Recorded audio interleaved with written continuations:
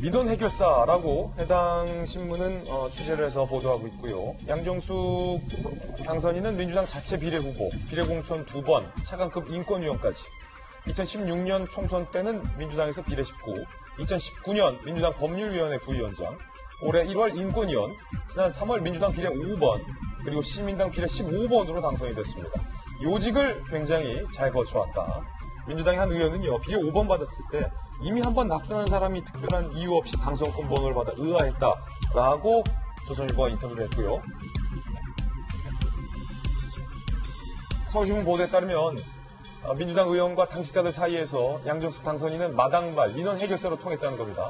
의원들의 물어 변론, 그리고 패스트트랙 법률 자문역까지 맡아왔었다라는 이야기가 오늘 서울신문에 보도가 되고 있는 상황입니다. 박정아 대변인, 굉장히 당 안팎에서 마당발 역할을 했다라는 게 서울신문 보도인데, 이 주장이 사실이라면 이렇게 2016년 때부터 지금 선거에 이를 때까지 그 받기 힘들다는 비례 후보로서 계속 자격을 받아왔다는 것이 혹시 그 배경에 있는 것이 아니냐라는 거예요?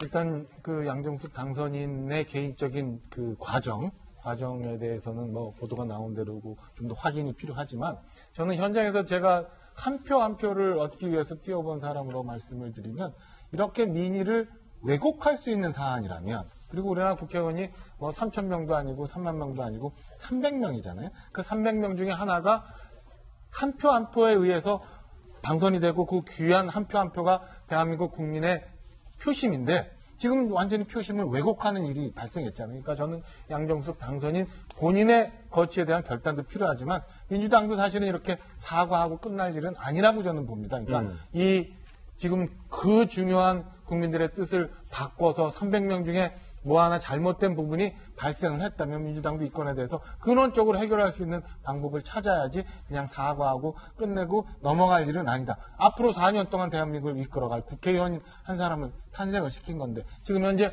양정숙 당선인 본인이 사퇴를 하지 않는 한 국회의원 유지를 계속할 수 있는 거잖아요. 이 건에 대해서 저는 민주당 지도부가, 그리고 현재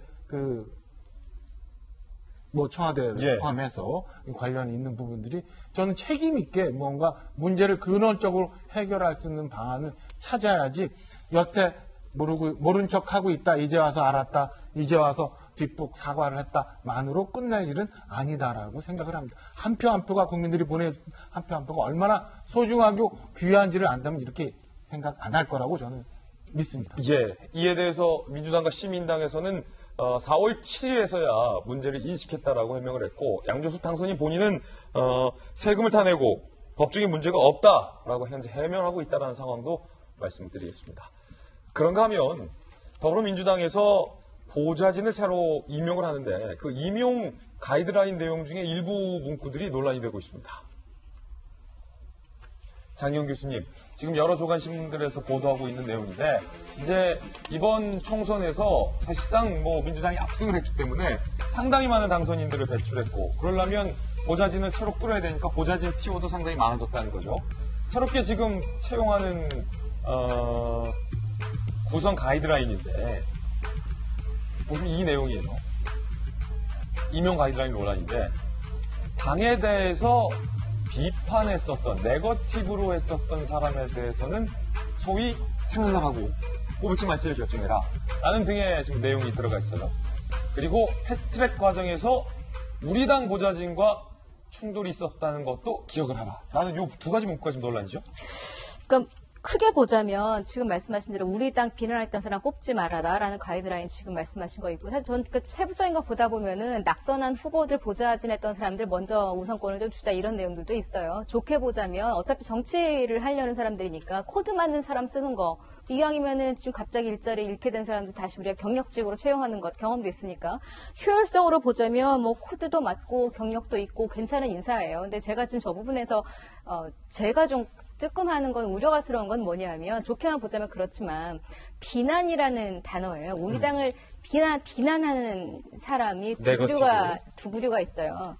뭘 하든 무조건 비난하는 사람이 있어요. 그냥 미워, 제가 미워, 이래서 논리적이고, 어떤 때는 논리적으로 비난하지만 때로는 비논리적으로 비난하는 사람이 있어요. 그런데 정말 충심으로 비난이 아니라 충고를 하는 사람들도 있는데, 제가 요즘 느끼는 이 분위기는 충고조차도 다 비난으로 해석하고 비난하는 사람, 적으로 이렇게 몰아버리는 전 이런 분위기가 굉장히 심화되고 있는 것 같아요. 지금 저 과정에서도 정말 무작정 비난하는 내 편이 아닌 사람은 당연히 제거하는 게 맞죠. 코드도 안 맞고 같이 일할 수 없는 사람이니까. 근데 그게 아니라 정말 효율이 아니라 발전을 위해서 필요한 충원을 할 수 있는 사람들까지 다 내쳐지는, 그래서 지금 그렇지 않아도 권력이 커졌는데 그 커진 권력 자체가 너무 한쪽으로 방향성이 쏠리는, 그러니까 국민을 위한 게 아니라 특정 국민을 위한 어떤 또 이런 국회 부자신들이 또 대거 들어오지 않을까 하는 우려가 조금 생겨서 그 부분에 대한 부분, 제가 비난하는 게 아니고요. 그런 부분은 없도록 잘 좀 비난과 충고 이런 것들에 대한 선을 좀 잘 그었으면 하는 바람입니다. 예. 물론 이제 김용주 의원님, 민주당 보좌진 채용하는 입장에서는 또 상식적으로 또 한편으로 이해가 되는 측면도 있다라는 얘기도 나와요.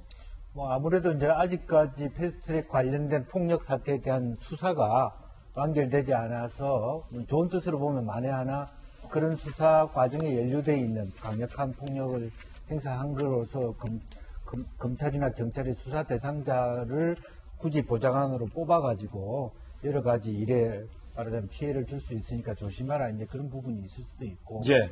또 아직까지 지금 보좌관을 뭐 여러 가지 뽑고 있습니다만은 아무래도 이제 보좌관들끼리 서로 어떤 풀이 있고 그러다 보니까 상당수 이번에는 이제 말하자면 미래통합당 출신 보좌관이 일정 정도 말하자면 민주당으로 와서 일할 수 있는 기회가 있는 건 사실이에요.